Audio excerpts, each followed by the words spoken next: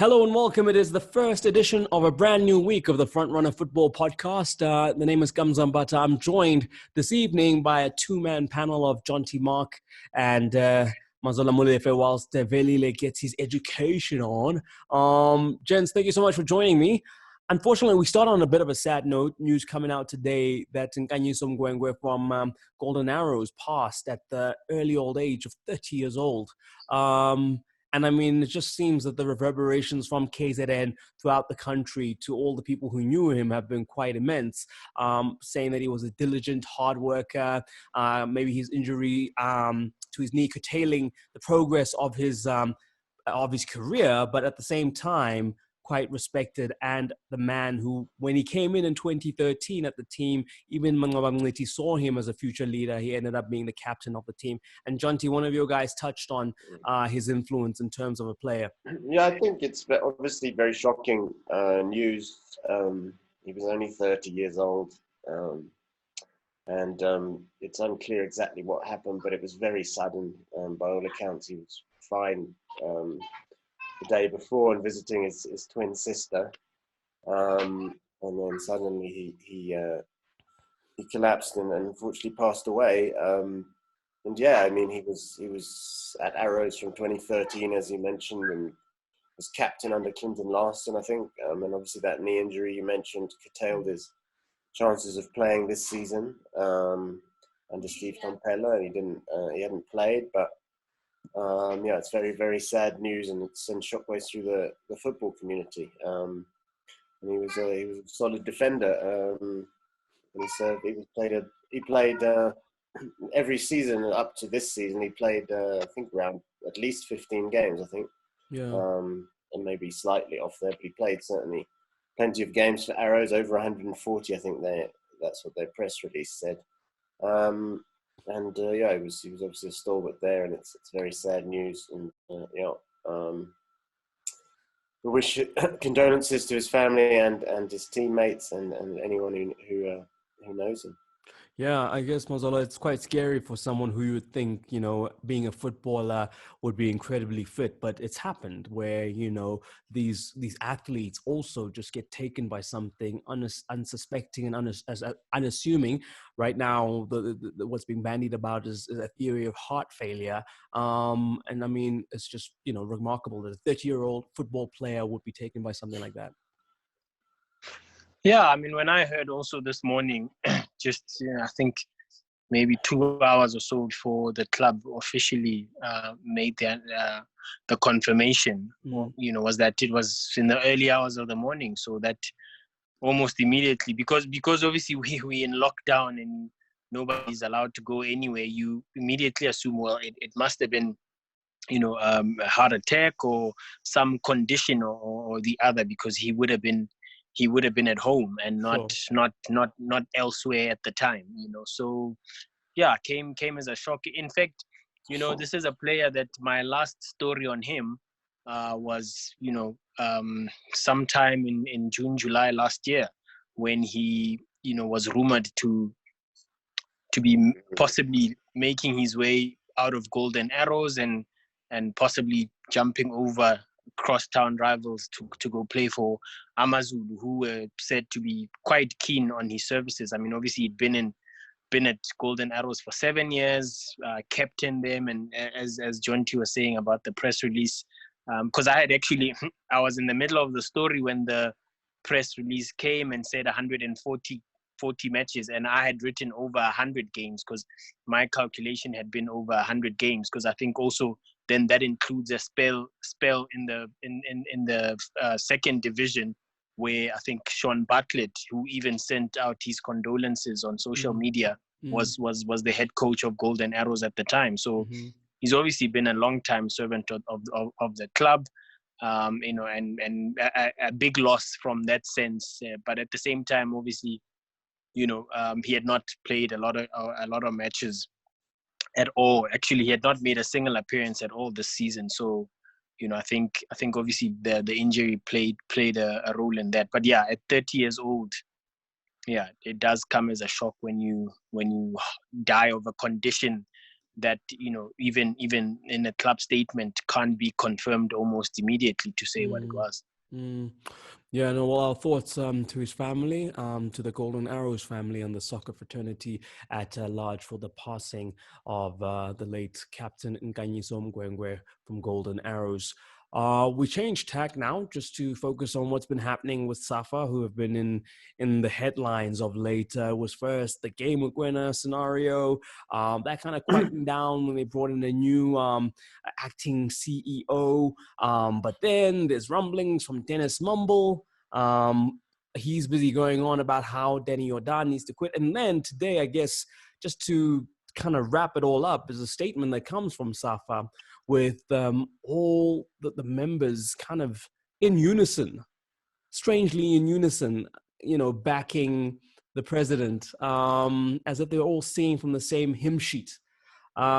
I don't know, guys. Last week I was being convinced that with the smoke, there's fire. All these people making these accusations against Dr. Jordan must be coming from somewhere. But it seems now that it's all just a case of sour grapes.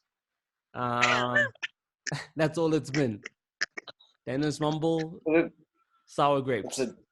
It's a circus at the moment. That's what it is. I mean, on the one hand, you've got these reports coming out slamming Danny Jordan. On the other, you've got press statements from SAFA that you mentioned singing from the same hymn sheet. The quotes from the various regional members were remarkably from the same hymn sheet, Kamza. I have to agree with you. They all spoke in one voice. It was like too much of one voice on some level, without wanting to say anything else. But I think that there really is. There's obviously a great deal of unrest within SAFA, within the executive committee, and within because why are these things being leaked? And SAFA are quoting a third force. I mean, I would encourage them to name names. Who's this third force that you speak? I was about to ask, because they say that Dennis Mumble has handlers. So who are his handlers? Who are the puppet masters? Any theories, guys? I mean, you had Ace. Obviously, Ace Mbobo was not the one, but he came out against Danny Jordan in the one presidential race. But before, and there was that whole thing, and then he got shut down. I don't think it's him, but I don't know. I wouldn't be able to tell you who is handling, if there is a hidden agenda. But all these accusations against Danny Jordan are flying around now, and somebody certainly seems to have something against him. Well, he seems to have the number on his side. It seems like it's all the members and the federation. Believe what's being said, it's kind of with good reason, though, as well. Well, yeah, Mazola. All these backers, what are they seeing that we're not seeing? Because clearly they think that's a campaign to besmirch his name. They don't see it as anything more than that. They say, hey, man, Dennis, you were in these structures for a long time. Why didn't you say anything then? Or is it just politicians politicking? Because I think I've heard that before. Like, why don't you come and speak to us about the problems? Like, well, if we're kind of blind to them, what's the point? So where do you think this one falls on the spectrum? Yeah, look, it kind of feels like everybody is sort of singing for their supper there, you know what I mean? So, yeah, I don't know what to make of it. I mean, I tried to read the first couple of paragraphs, and it was just nauseating. I mean, I read the statement on Saturday afternoon or Saturday morning at great pains, and also, quite extensively, just to understand what was going on. And I thought that was enough. I thought, okay, the case is closed now. We hear you, Denny.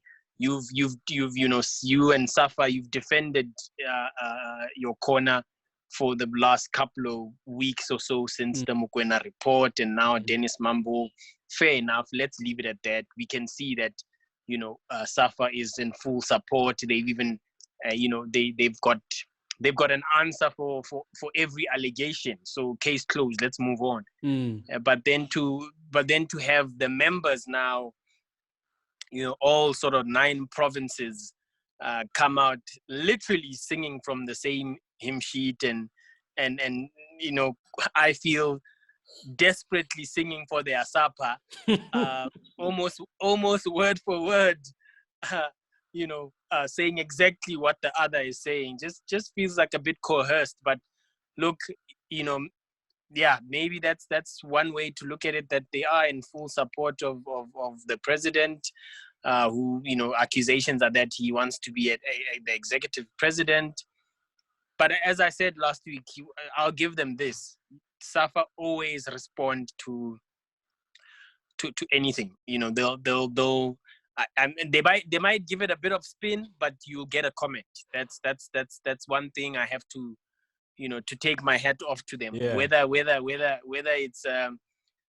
it's a complete circus or whether it's legit, that's another story altogether. But I have to give them credit for facing the music and not being silent with any matter, really. Almost like they are an open book. But Right. yeah, like I said, there are just too many people who've accused the president of the same thing. Too many people who've been either in a CEO position or in a deputy president position to have accused Denny, for it to not be a coincidence, if you know what I mean. So, but look, I suppose as long as all the 9 provinces back him, nothing can happen about that.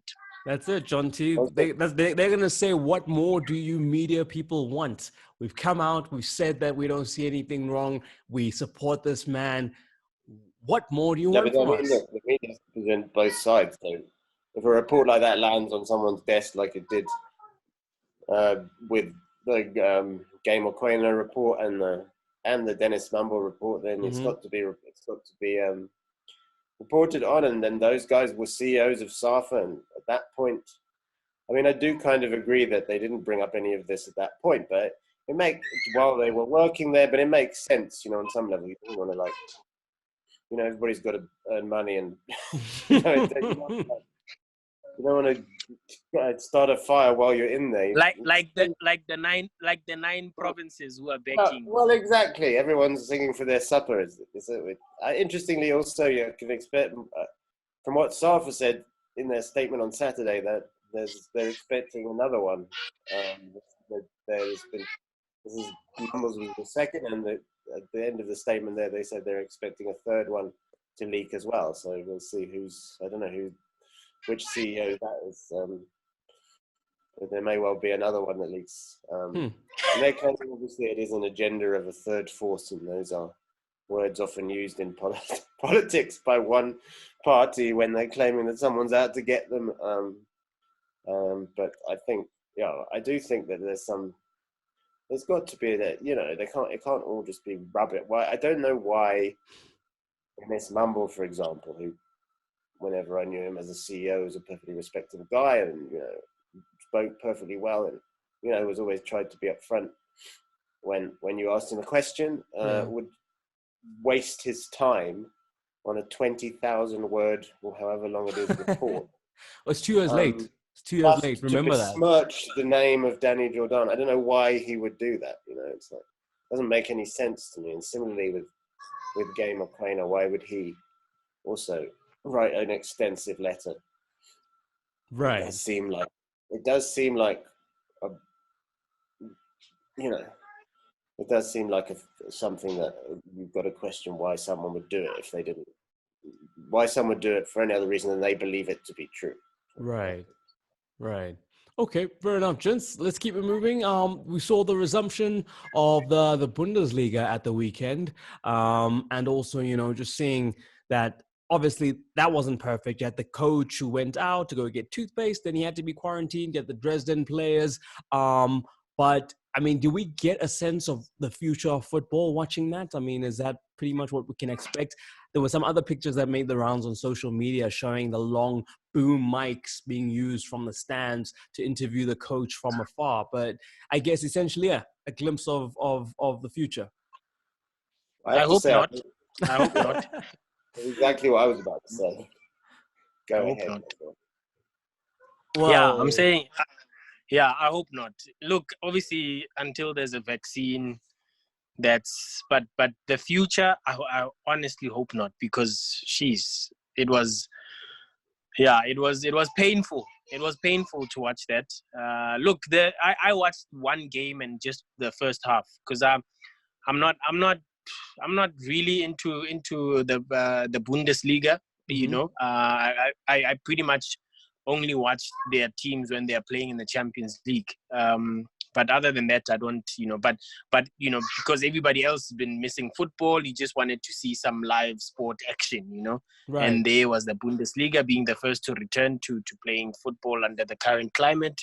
I watched the Dortmund Schalke first half, which was pretty good, I must say. The first half was pretty good, but just everything else around it was just so unnatural. It's just so not normal. Look, people will say I'm naive, but I want to refuse to believe that this is how it's meant to be. It can't be. Like it can't be. Yeah. But from a logical point of view, for the foreseeable future, yes, yes, because there's no vaccine. For being healthy and following safety regulations, yes. But I hope that's not the future of anything. Okay. I'm gonna admit a guest right now. I would like to welcome Julian Bailey, who's part of the Cape Town City family, as far as handling all their media stuff. Good evening, Julian. Welcome to the podcast. Good to have you on as we kind of thrash out this little tussle that you guys had on Twitter regarding what happens when the football doesn't, flow as freely as sponsors and all those that are interested had hoped for. So, yeah, I mean, Mazola, you came from the standpoint that, listen, no football, no ROI for the sponsor or the person who pays that huge sum of money for these matches. Whilst, Julian, you're saying that shouldn't be the club's problem. I'm going to start with you, Mazola, just to make sure that I've got it right. And then, Julian, you can go in after him. Go ahead, sir. Yeah, no. My point to Questa was that, in as far as I'm concerned, according to the PSL financial statements and the very words of Chairman Ivan Khoza, is that the broadcast deal is very much the livelihood of the football fraternity in this country.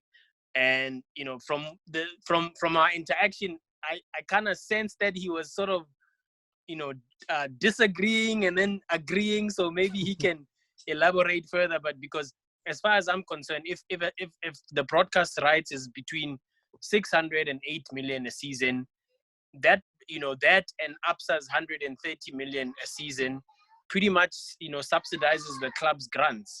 So for me, SuperSport is 100% a sponsor of the Premier Soccer League. Julian?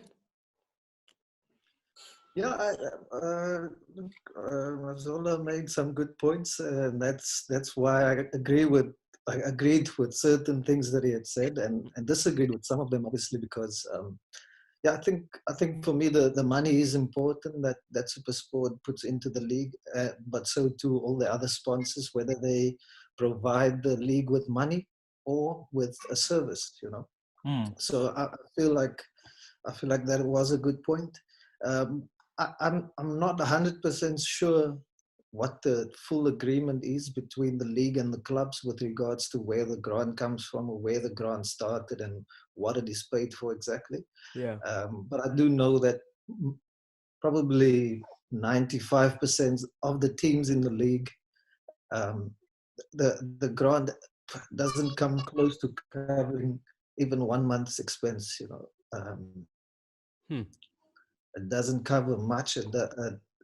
It's really a case of a sort of help out, But whether the clubs decide to use it for salaries, for traveling expenses and all of that, that's another point, I guess. Yeah. But I think it is a matter of opinion in some way. So opinions are going to differ. And I think if you ask people from different clubs, some might agree with me and some might agree with Mazola, I think. I mean, I think it's kind of, even though, I mean, it's quite a lot of money to come off anyone's balance sheet. So without that grant and it being fueled by the sports deal, I mean, clubs will still feel it. Can we at least agree that, there's a huge chunk of that broadcast money is helping the clubs? Or is that your disagreement in total? I mean, you're saying that owners will top up and contribute more, but without that 3 bar, surely that would even make their task almost unprofitable. Yeah, If not so already. 100%. I think anyone can do with 3 million, I think. So 100%, I believe for clubs like, let's use Wits as an example, that the 3 million pays 10 players. That's, so I think for different clubs, it's going to be different. It's going to mean different things. For Sundowns, probably less than 10 players. So one player. one player. Oy, oy, oy. Yeah, Okay. look from that point of view, and I'm glad we have Julian here to sort of expand on the conversation, because obviously Twitter is just 100 and or it's more than 140 characters now, I think, but yeah. It's limited to that. But obviously if you compare it, I mean, I'll make an example. I'm a Bethlehem boy. I'm from Free State Stars, and sort of understanding the dynamics behind running a club like Free State Stars, which on average per year, their budget was about between 12 and 15 million rands, and which they felt their pockets hit very hard when Bonitas pulled out as a sponsor. So if your budget, if you're running a club on a on a budget of anything between 12, 15 million rands a year, just think what that 2.5 to 3 million from the league can actually do for you. So in actual fact, it probably maybe even covers a bit more than you would if for instance you were in the National First Division or the Glad Africa Championship and you're only getting half a bar to sort of run the club. So my point was that because then I think that's where we sort of got caught with the semantics and whatever to say is SuperSport a partner, a sponsor? 100%, it's a sponsor. Whether how the clubs then use that financing model to sort of keep their clubs afloat, that's up for discussion, as Julian is saying. That's up for debate. But are they a partner? Oh yes, for sure. If they pull out, that's the collapse of the ABSA Premiership or the Premier Soccer League as we know it. Yeah, no, for sure, Jonty. I guess that's the point I wanted to get to, is that if you take that money and spread it over the season, that is a good base of which, as a club, you can then go and make decisions as to how you invest in your team further and take care of your expenses and run the team. Yeah, I mean, definitely. And obviously, as Julian mentioned, different clubs have different budgets, different salaries that they pay players. It's certainly some clubs like Sundowns and Wits pay bigger salaries than some of the smaller clubs. So the smaller clubs would in theory make better use of the money. But I mean, if you're looking at it, I think this is why the PSL is so desperate to start and can't. I think on a financial level, they can't really afford not to have the season finish on some way, because if they lose the TV rights, they've got a massive problem. And it's not just that; it's ABSA, it's Nedbank, it's Telkom, it's all their sponsors. I mean, I guess the Telkom knockout is over, but it's ABSA and Nedbank that are in the middle of competition sponsored by them, and it's not going to be great for them either if they have to cancel everything. So I think financially, there is a huge. And that, I mean, we were talking about the Bundesliga earlier. That's why the Bundesliga is playing. I don't think anybody wants really to watch football behind closed doors. It's boring. Right. On many levels. There's no atmosphere. They talk about superimposing chants. There's all these worries and concerns. But I think if it's clubs going out of business or playing football under these restrictions, and as long as you can keep it safe, then it's got to be playing football under these restrictions. Right. And fulfilling contractual obligations, I guess, in the end. the bottom line. Yeah, ultimately fulfilling congressional obligations and keeping the Supersport around. I mean, Supersport must be desperate to show any sort of live sport. I mean, they managed to show some golf yesterday, but it's really not a very productive situation for them at the moment. And they don't have the rights, obviously, to the Bundesliga, so they can't show that. So they must be desperate to get back to showing sport themselves, because it obviously impacts them financially. I mean, they lose subscribers if I'm only interested in sport and I can't watch any live sport. Ultimately, I'm going to get fed up with replay after replay, and Supersport are going to have a problem. So I think everybody, all the vested interests, we need to get this. They need to get it up and running, but you still got to keep it safe, and that's the big problem. I mean, that's the problem across the economy at the moment. No, for sure. It's opening things up and opening people up to the possibility of getting infected. Julian, before we let you go, any updates as to what's happening within the CTC camp? What's the mood like? What are the daily communications you guys are getting about how things are going to be run there? So at the moment, the guys have remained fairly positive. We're in on a Zoom training session every second day. And then on the other day, they go running. So the guys have a full training program. Obviously not so much football training, but just physical, trying to keep them at a certain level of fitness. But it's been very difficult to keep the guys motivated, you know. So we spend a good 10 to 15 minutes just having a chat to keep the guys their heads right before we actually start the trainings and that. But I think there is a plan in should I say a proposal in place that is still being ironed out and finalized and discussed and all of that. So there's not been any date given as to when we might return to training and to playing matches. But yeah, I know the ball is in motion to find a way to make that happen.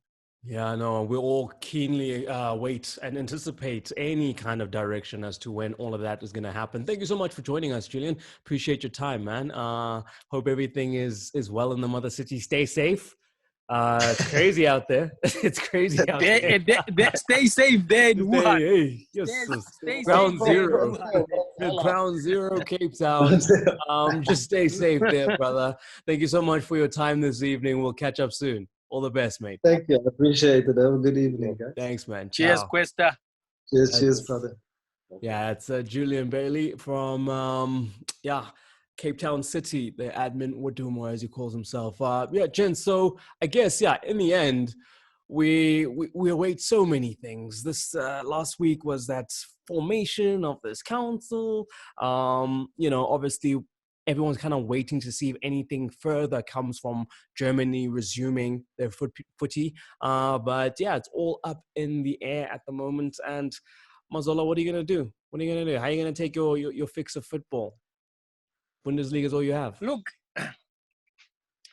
surprisingly, I'm not missing football as much. I thought I would be having some serious withdrawal symptoms, but look, we've kept busy with having obviously to keep finding stories, whether it's transfer related, whether it's SAFJA organizing these Zoom press conferences. So that's been helpful, and also obviously on weekends just taking my mind off